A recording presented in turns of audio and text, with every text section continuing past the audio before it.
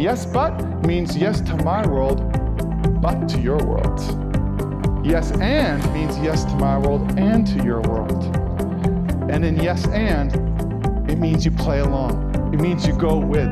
It means you blend and lead. It means you dance with. It means you create from, and you honor that child's world. You make it okay. So with yes and, what you're doing is you're fanning the flames. You're fanning the flames of that child's innocence and creativity and imagination. You're making it okay. Often during keynotes, my mind wanders a little bit. And my mind was not wandering. It made me feel present. But how many times in your life, especially as a kid, did you hear yes, but?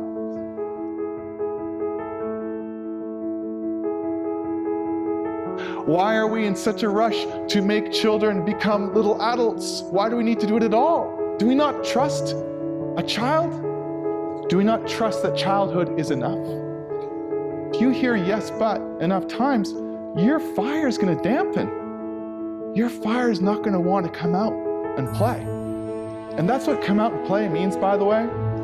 We think of come out and play as meaning I knock on someone's door and they say, hey, you want to come out and bike? That's the doing side. But on the being side, it means come out and play. Let your creative spirit shine. Let it be expressed in the world. I love the presentation. It was so nice to hear things that I feel are super important in education. I would absolutely recommend it to anyone who teaches children. So what's happening is that kids are becoming less alive. The dimming of their fire. Now there's a couple ways this happens. One is their ideas, their inspiration is getting snuffed out. But so too is their emotional range. If you look at a little kid, if you look at children, they're angry 1 minute, then they're sad, and then they're laughing, and then they're crying, and then they're joyful, and this all happens within 30 seconds. They have this beautiful wide range of emotion, a depth of emotion.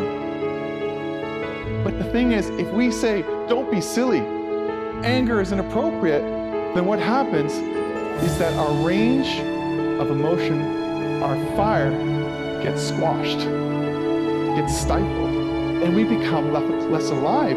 That's what makes someone alive, is that they can fully be expressed in the world. Food fight! I thought you said poo fight.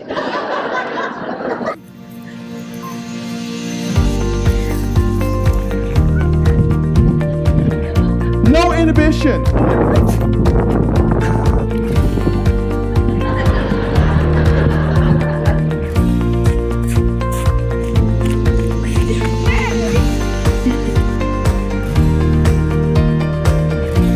you want to see my cartwheel? Yeah.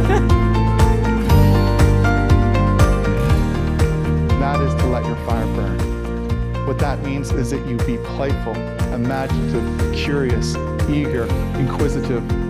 You become like the child. You become vibrantly alive.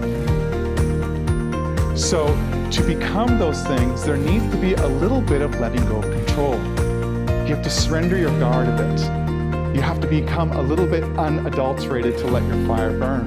But you see, it's by letting your fire burn that you can truly connect with the fire of a child. And it's by letting your fire burn and knowing your fire that you know how to place the rocks. It's easier to know how to place the rocks and what the fire needs to grow if you know your own fire. You intuitively feel it. It was amazing.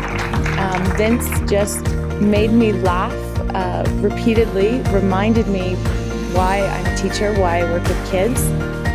Keynote was very inspiring.